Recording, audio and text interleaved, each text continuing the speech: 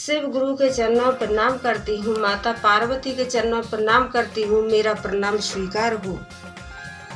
हरिंदर भैया के चरणों पर प्रणाम करती हूँ, नीलम दीदी के चरणों पर प्रणाम करती हूँ, मेरा प्रणाम स्वीकार हो। धरती माता के चरणों पर प्रणाम करती हूँ, सभी देवी देवताओं के चरणों पर प्रणाम करती हूँ, मेरा प्रणाम स्वीकार हो। सभी गुरु भाइयों को प्रणाम करती हूँ, मेरा प्रणाम स्वीकार हो। सभी माता पिताओं को प्रणाम करती हूँ, मेरा प्रणाम स्वीकार हो। साहेब भैया और नीलम दीदी के माध्यम से हमें 3 सूत्र मिला है। पहले में दया मांगना है, दूसरे में चर्चा करना है, तीसरे में 1 से 8 बार से प्रणाम करना है। दया किस तरीके से मांगना है कि जैसे दरवाजे पे भिखारी आता है, दया से, भाव से, नेमी से, प्रेम से दया मांगना है। और दूसरे में आने जाने व्यक्तियों को हमें बताना है, भाई हम शिव के शिष्य बन चुके हैं, आप भी बन जाइए। और तीसरे में 1 से 8 बार से प्रणाम करना है। रुद्राक्ष की माला द्वारा कर सकते हो, उंगली द्वारा कर सकते हो, सांस द्वारा कर सकते हो, जैसे आपका दिल चाहे, मन चाहे, उसी तरीके से बस 3 सूत्र का पालन कर सकते हो। और देवों के देव महादेव कभी ये नहीं कहते कि आप अपना काम बंद कर दीजिए। वो तो कहते हैं कि अपना काम भी करते रहिए और मेरा अपने दिल से, मन से मेरा नाम भी लेते रहिए। आइए, आप सबका कमलेश चैनल पर सभी का स्वागत है। मैं आपको एक कहानी, चर्चा, कथा सुनाने जा रही हूँ। एक किसान भाई थे, तो उनके पास 2 बच्चे थे और 2 अपना थे, पति पत्नी थे। तो बैसाख का महीना था तो उनके खेती में गेहूं कट रहे थे। तो उन्होंने नाज, अपना जो गेहूं की नरई होती है, सारा इकट्ठा करके रख दिया। तो उनके खेत के ऊपर से एक लाइन जा रही थी जिससे लाइट आती है, तो एक फास्ट हुआ तो उनका नाज, जो गेहूं, सारे खेती में जल गए। और उसके बाद में एक उनके पास बेटी थी, 2 तो बच्चे ही थे, एक लड़का एक लड़की। तो बेटी थी 14-15 साल की, तो बेटी भी अचानक से खत्म हो गई। तो जो किसान की पत्नी थी वो बेचारी बहुत परेशान हो गई और पागल जैसी हो गई, और उनको कुछ भी नहीं अच्छा लगे, बस क्योंकि उनके लिए खाने के लिए घर में एक दाना नहीं रहा।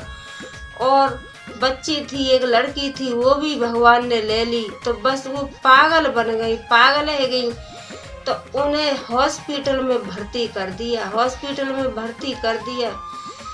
तो उन्हें धीरे धीरे थोड़ा आराम मिला। तो सब कोई कहने लगे, सब कोई पूछने लगे कि इनको क्या हुआ है। तो वो अपना दुख सबको बताने लगी, अपना दुख बांटने लगी सबको कि मेरे साथ में ये हुआ है कि मेरा खाने के लिए घर में एक दाना नहीं हुआ, सारा लाइन से जल गया खेती में। और एक मेरी बेटी थी, 2 ही बच्चे थे, एक बेटी और एक बेटा, तो मेरी बेटी भी खत्म हो गई। तो इसीलिए मैं पागल हूँ। मतलब उसके पति थे तो वही सब सारी बातें बताते थे। तो उन्हें अचानक से और एक सपना आया, और सपने में देवों के देव महादेव शंकर भगवान उनसे कहने लगे कि तू एक जो कंगन आता है हाथ में, रुद्राक्ष का कंगन आता है, तो वही बताने लगे सपने में, जैसे अचानक कि तू एक कंगन पहन ले और देवों के देव महादेव का नाम ले और उनका 3 सूत्र का पालन कर। लेकिन उनके जो पति थे, उन्होंने अपने पति को बताई, तो उनके पति कहने लगे कि अरे तू भगवान क्या करती है, भगवान कहाँ है, कौन है, क्या है, और हमारे तो भगवान ने कुछ नहीं छोड़ा। तू भगवान को मानती है, समझती है, लेकिन मैं भगवान को नहीं समझता हूँ, क्योंकि भगवान कहाँ पे रहते हैं, कैसे हैं, कहाँ हैं।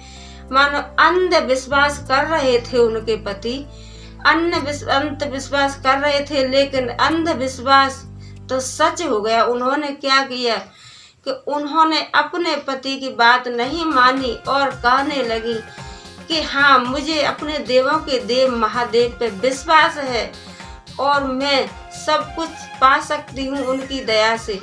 तो उन्होंने क्या किया कि हॉस्पिटल से जब घर आई तो उन्होंने एक कंगन लिया और 3 सूत्र अपने मन ही मन करने लगी और देवों के देव महादेव से दया मांगने लगी। शिव गुरु दया कीजिए, महादेव दया कीजिए, देवों के देव महादेव दया कीजिए। और नमः शिवाय, नमः शिवाय, नमः शिवाय, नमः शिवाय इसी तरीके से करने लगी। तो कुछ दिन बाद और देवों के देव महादेव की ऐसी कृपा हुई कि उनकी कृपा से जो सारे गांव वाले थे और नातेदार थे, रिश्तेदार थे, वो सब कोई उनकी मदद करने के लिए तैयार हो गए और समझाने लगे कि बेटी गई तो जाने दो, लेकिन मदद के लिए हम खड़े हैं। तुम्हारी गाय भैंसों के लिए हम चारा देंगे और आपको खाने के लिए हम गेहूं देंगे, चावल देंगे।